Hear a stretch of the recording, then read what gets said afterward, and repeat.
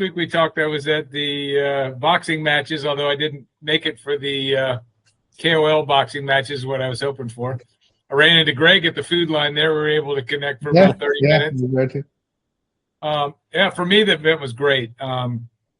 I enjoyed going to the Expo, although I joked and use a reference here in Thailand, right? You got a massage parlor, exchange, a 7-Eleven, 2 or 3 different types of businesses, and you can just take those on any given block and just repeat them and repeat them and repeat them. And the Expo felt like that. It was like layer 1, layer 2, wallet, market maker. I didn't see a lot of innovation. I one of the things that I really like, and that I've been lucky enough a couple of times in my career, is to just identify a need and build a solution for it, right? Or identify gaps and build solutions for it. And I just see so many people throwing so much fucking money at the same old thing. Like, how many layer 1s do we need? Okay, your mechanism does it a little bit differently. But, at the end of the day, it's like, I'm just not seeing this innovation that I think crypto is famous for. I mean, of course, it's distributed ledger, right? And that's got, a lot of good use cases, but it really is just feeling stale. To me, it feels very stale. I didn't see any wow projects. I heard a very similar comment from one of the crypto influencers. His comment was that the token 2049 was all about Ethereum and building infrastructure. But compared to Solana's event, which hopefully we can get Jordi on to fill us in. Yeah, I'd love to hear some of that. Yeah. Compared to Solana, they were innovating with new apps, with new protocols, they weren't talking about layer 1, layer 2. They were talking about apps, use cases, that sort of thing. Yeah. But, sorry, carry on. I didn't see Jordi came in. Hey, what's up, Jordi? Hey. So I will fill you in later. Okay, yeah, well, right, yeah, if you can jump on my heels here. That's all I'd say. It felt very vendor heavy.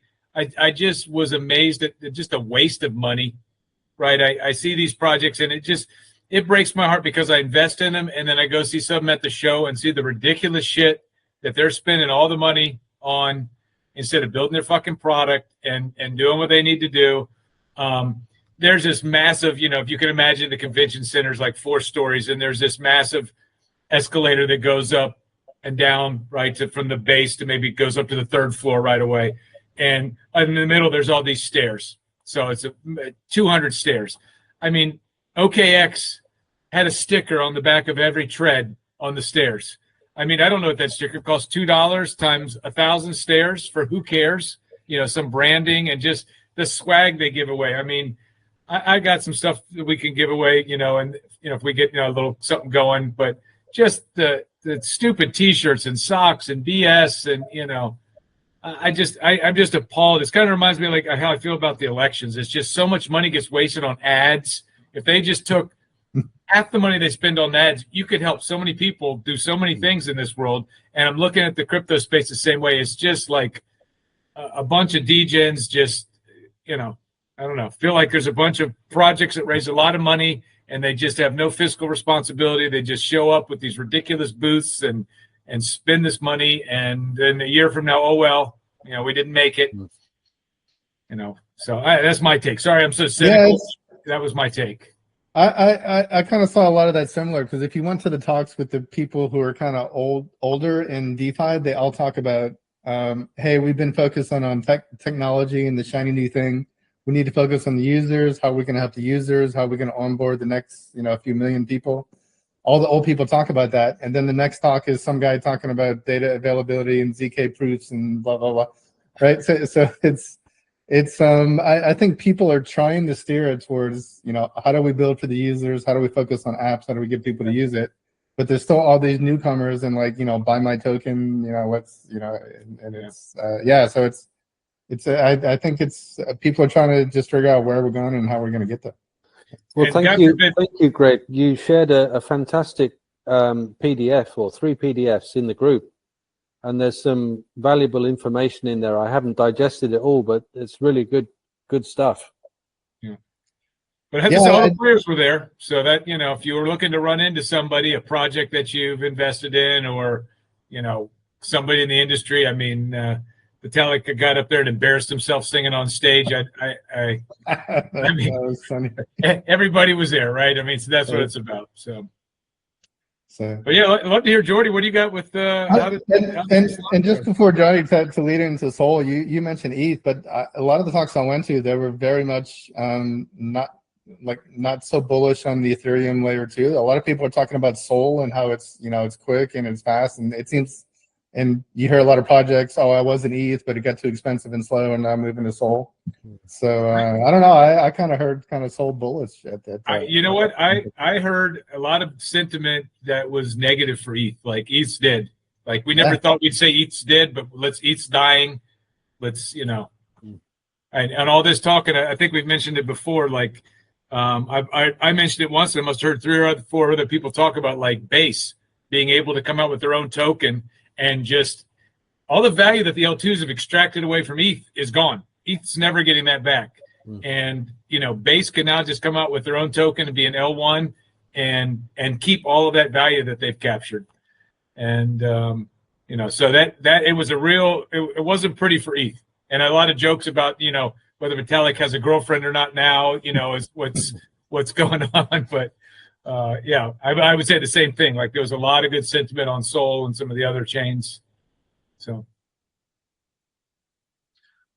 Jordy. All right, Jordy. Yeah, I had a totally different vibe, so I'm happy I went to Breakpoint instead of Token 2024. 49.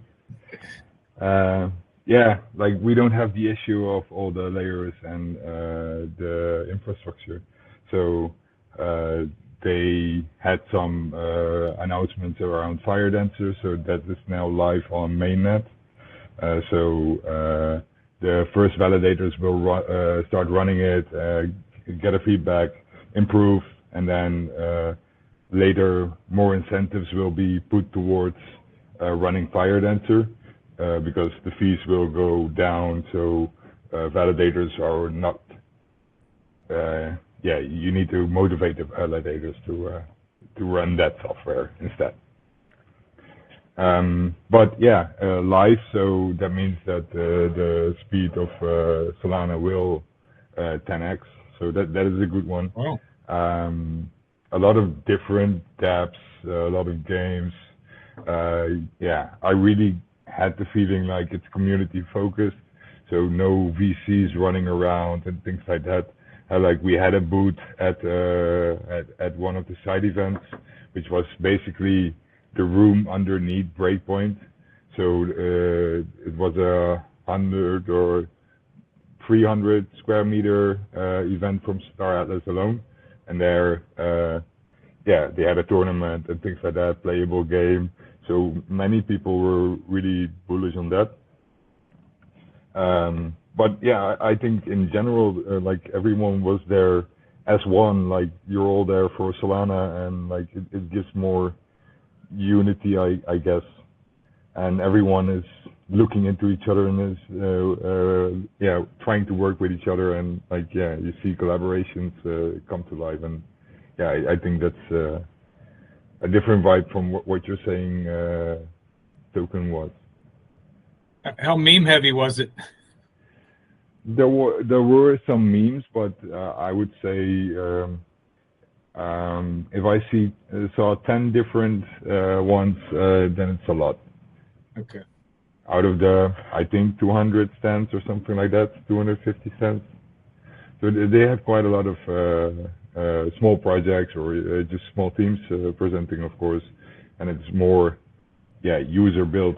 So it's and there is VC money in some of the projects, and there is some infrastructure that is trying to.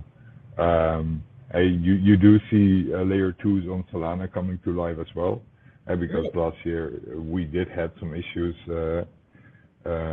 So Sonic, for example, is a gaming layer on Solana. So they would take a part of the gaming infrastructure off chain and then sync it to the main chain and things like that. So it's not that it's not there, but not as heavy as on Ethereum, I would say.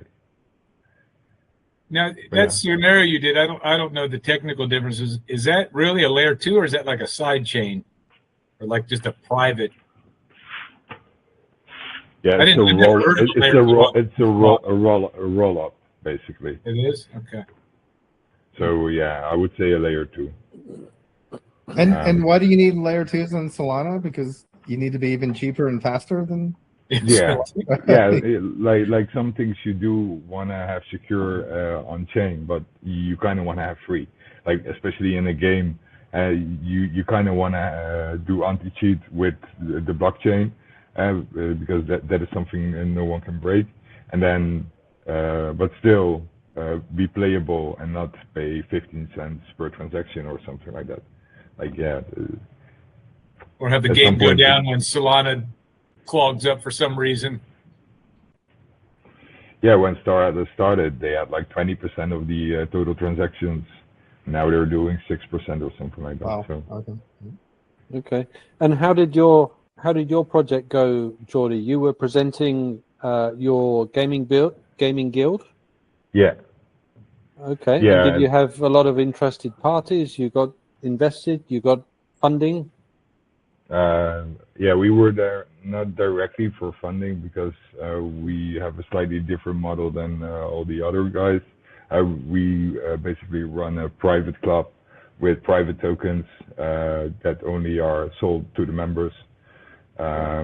So we were not there to sell the tokens, but we built, for example, a peer-to-peer trading smart contract for Solana, where you can basically trade any pair versus each other, OTC. So that was something that we were presenting. We have like a trading UI for Star Atlas that we built. Like we were more there for the side products that we were hosting and running.